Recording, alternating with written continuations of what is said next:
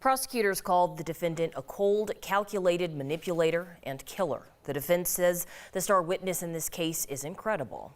Both sides set their stage for the arguments in the trial against Patrick Frazee. He's accused of killing his one-time fiancee and mother of his child, Kelsey Berreth. 9 News reporter Jennifer Meckles reports from outside the Teller County Courthouse after the first day of trial.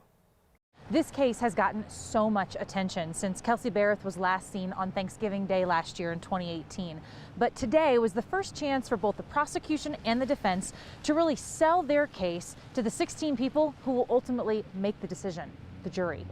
The prosecution tells a story of Patrick Frazee being a master manipulator, manipulating people into thinking Kelsey Berreth could be a bad mom, dangerous even to her little girl. They said he also manipulated another woman that he was dating, Crystal Lee, to help him with this crime. Prosecutors say Frazee killed Berreth with a baseball bat and burned her remains, and they said Crystal helped him clean up the crime and get rid of Kelsey's phone.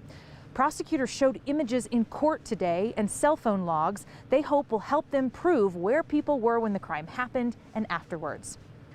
When the defense took their turn, they spent a lot of time sowing the seeds of doubt, questioning Crystal Lee's credibility, questioning how much evidence the prosecution really has in this case. The defense even compared this case to a house that you might be interested in buying because it sure looks nice from the outside, but when you look further, the foundation isn't so good. We also heard the first testimony today from Kelsey's mother, Cheryl Berreth.